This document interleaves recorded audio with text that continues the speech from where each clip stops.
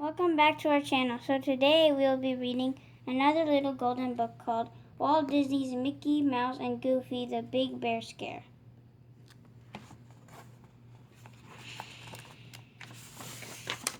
It's a beautiful day to go camping, Mickey Mouse exclaimed as he locked the front door of his house. Are you sure we have everything? We are all ready to go, Uncle Mickey, cried Morty. Ferdy and I packed all the pots and pans and stuff we could possibly need. We've been ready to leave since daybreak, added Ferdy excitedly. And I've packed enough food in my backpack for 3 days, Goofy said. At first, I couldn't get it all in, but I finally found room for everything. Mickey smiled. That's great. I'm glad we all planned so carefully for this trip. The tent's ready to pull up as soon as we get to our campsite. Uncle Mickey, let's follow the new bike trail out to the lake, Ferdy suggested. Okay, boys, Mickey agreed. That's a good idea. The hike began well. Sunshine warmed the breeze, and the birds sang happy songs. After a while, the friends stopped to snack on some blackberries that Goofy spotted growing beside a trail. I think this will be the best camp out we've ever had, Mickey told his friends. As Goofy turned around to agree, he tripped over a log and sprawled on the ground. His bulging backpack came open and everything in it tumbled out onto the grass. Oh no, Goofy groaned. You fellas go on and find a good campsite. I'll repack this stuff and catch up as soon as I can.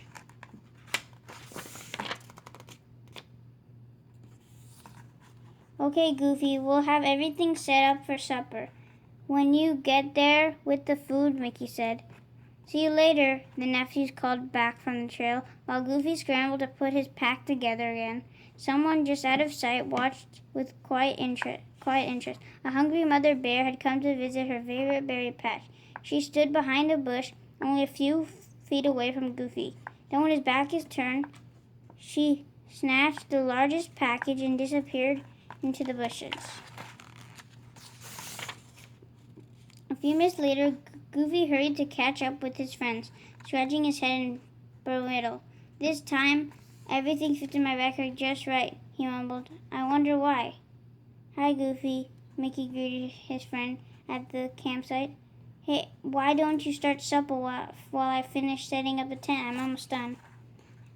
We've already unpacked the pots and pans, Goofy. We'll help you, said Morty and Ferdy eagerly. Mountain air really makes you hungry, doesn't it, boys? Said Goofy.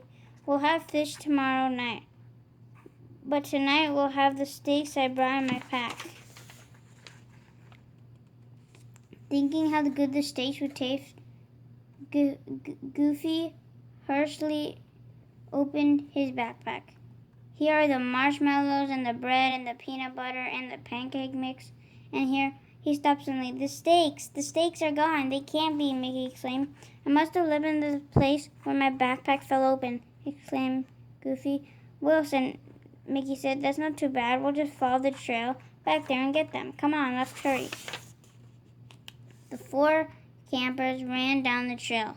When they came to the berry bush, however, the missing steaks were nowhere to be found. I've spoiled the best camping trip ever, Goofy said sadly. How could I have lost them? He would not be comforted, no matter what Mickey and the nephews said to him. Meanwhile, at the camp, 3 invited guests had arrived. The mother bear and her 2 cubs had come to visit. The cubs quickly discovered the baking pans together was fun. Their mother decided that the tent was a great den, and she settled down comfortably inside it. What's that racket? Mickey wondered as they returned to their camp. Cautiously, they hid in the bush nearby and peered into the clearing. Oh no, bear cubs, Ferdy moaned. Shh, warned Mickey. Maybe they'll leave soon. It's funny they haven't eaten those marshmallows yet. Suddenly Morty realized what must they have happened to their steaks. I bet they aren't hungry. They're the ones who ate our steaks. Uncle Mickey, Ferdy whispered. Look, something moving inside our tent, rumbled the mother bear softly as she turned over to lie on her other side. It must be the cub's mother, Mickey said worried. How will we ever get her out of here? I have to do something, Goofy thought to himself. Otherwise, our whole trip will be spoiled, and it will be my fault. He noticed a pail of water standing near the firewood, and it gave him an idea. While Mickey and the boys watched anxiously, Goofy crawled out of the brush straight to the pail of water. He had never moved so quietly and carefully in his life. Grasping the pail, he slowly inched his way back into the brush. Now Goofy thought, as he hid behind a large tree trunk, "I'll climb this tree and dump the water on the bears. A shower should scare them away."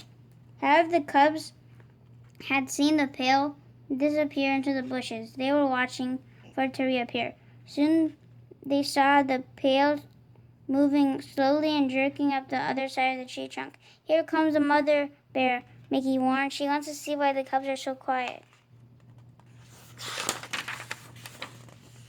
Climbing the tree was more difficult than Goofy had imagined. "I must be high enough now," he thought as he reached for the overhead branch. He peeked around in the trunk to prepare to take aim. But what did he see? He saw all three bears staring right at him. Goofy was so frightened that he lost his hold on both the branch and the pail of water. "Help!" he cried. Crash! Splash! Leaves, branches, pail, and water, and Goofy all plunged down, flooding the tent. Startled, the mother bear decided that she and her cubs had long enough of this strange pace. They ran off, disappearing into the thick woods. "The bears have left! The bears have left!" all four campers cheered with relief.